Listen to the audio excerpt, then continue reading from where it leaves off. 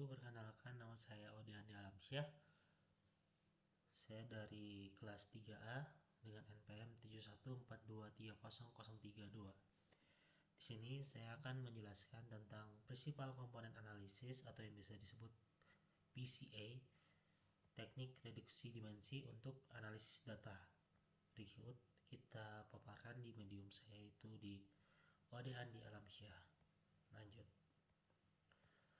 Dalam era Big Data, dataset seringkali memiliki puluhan hingga ribuan fitur atau variabel.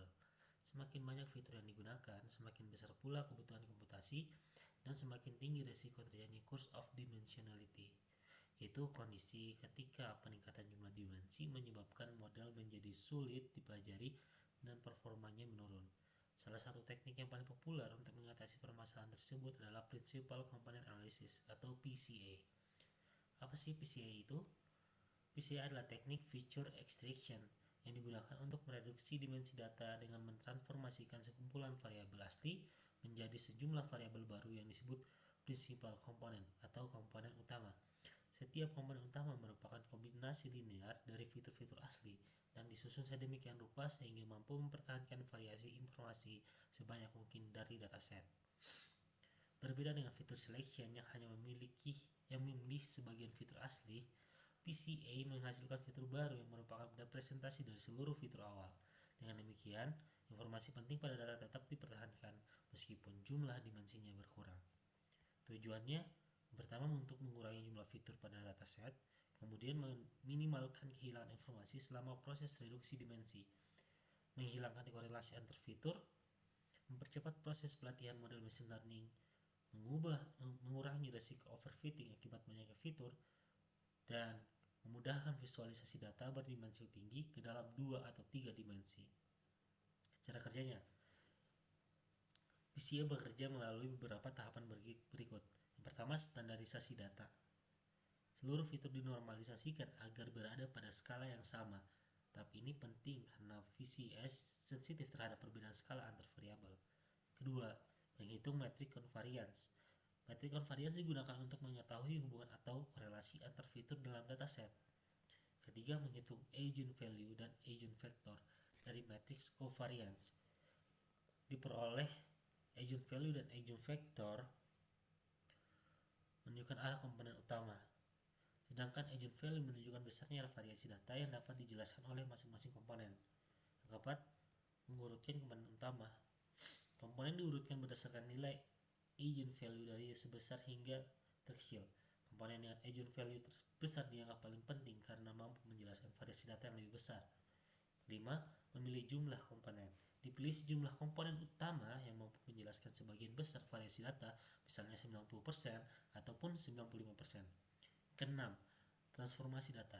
Dataset asli diproyeksikan ke ruang dimensi baru menggunakan komponen utama yang telah dipilih.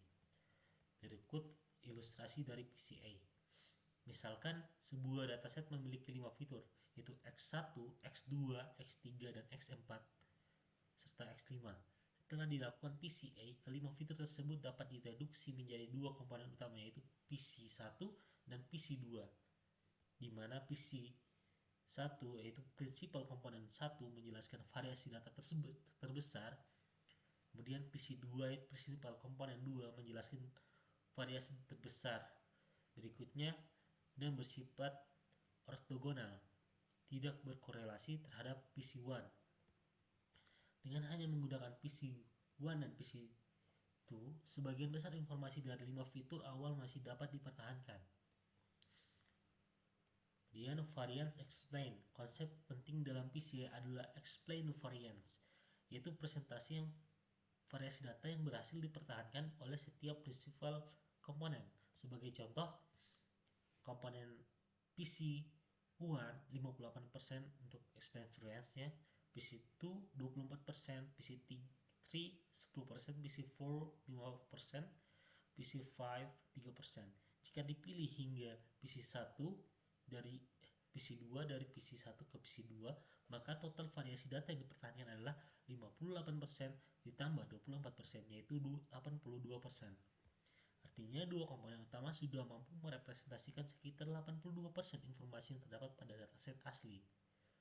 Kelebihan dari PCA. Yang pertama, mengurangi kompleksitas data secara efektif karena mengurangi si fitur dari si datanya. Yang kedua, mempercepat proses pelatihan model machine learning karena si modelnya tidak mempunyai banyak fitur yang menyebabkan overfitting, maka akan mempercepat pelatihan. Yang ketiga, mengurangi kebutuhan memori penyimpanan. Yang keempat, menghilangkan multikolinearitas antar fitur. Yang kelima, membantu visualisasi data berdimensi tinggi. Yang keenam, banyak didukung oleh berbagai pustaka mesin learning seperti scikit-learn, TensorFlow, and MATLAB. Kekurangannya, sulit menginterpretasikan makna prinsipal komponen karena merupakan kombinasi dari beberapa fitur asli. Sulit menginterpretasikan ini yaitu sulit untuk uh, dipahami atau dijelaskan. Yang kedua, hanya mampu menangkap hubungan linear antar variabel.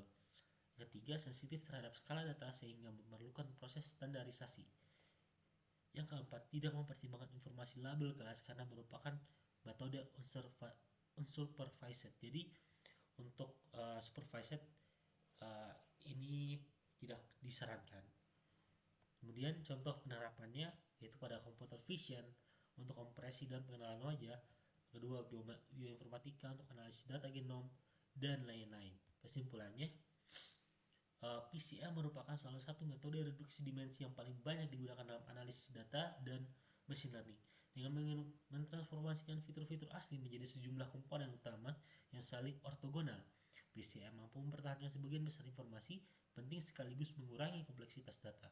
Meskipun memiliki keterbatasan dalam menangani hubungan non-linear dan interpretasi hasilnya, PCA tetap menjadi pilihan utama sebagai teknik praproses karena sederhana, efisien, dan efektif dalam meningkatkan kinerja model pada berbagai jenis dataset.